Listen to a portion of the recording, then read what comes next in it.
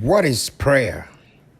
According to dictionary.com, prayer is a devout petition to God or an object of worship, a spiritual communion with God, or an object of worship.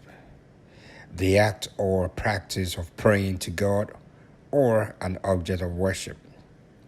When the word prayer comes to our minds, we probably have a picture of what that looks like.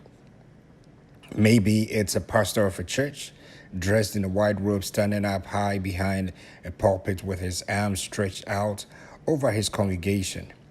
It could be a grandmother kneeling next to her bed, hands crossed, silently talking to God. Perhaps it's a group of women holding hands in a circle in a fellowship hall of a church. Regardless of your background, you probably have some prior experience with the concept of prayer. If we are honest, though most of us almost cringe when we hear someone say anything about prayer, we might even feel like the writer of Psalms who beg God to hear their cries and prayers, but wonder if he really will.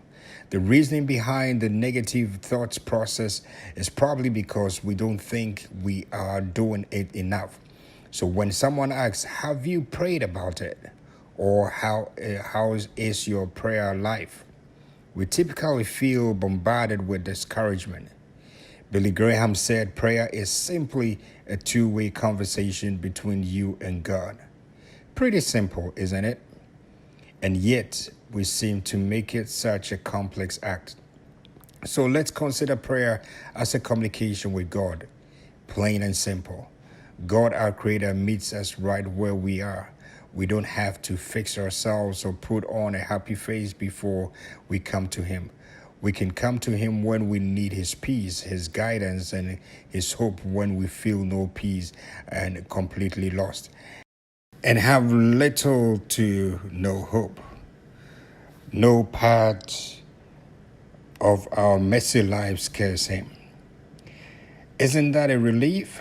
Prayer is simply getting to know God, communicating our desires to God, listening to God speak truth to our spirit, voicing our need for God to help us, observing God in creation and praising Him, sitting with God in our pain and asking Him to comfort us, expressing our gratitude by thanking God, an ongoing conversation with God.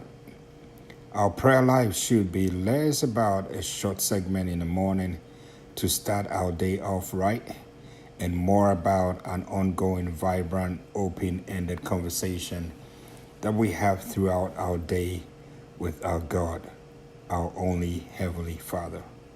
Over the next few days, we'll dive deeper into what prayer looks like and how we can incorporate practices that will help us begin an ongoing conversation with God that will last our entire lives. Let's reflect on this. What is your earliest memory of praying?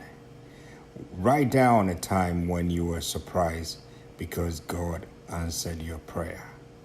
Have an amazing day, and this is David.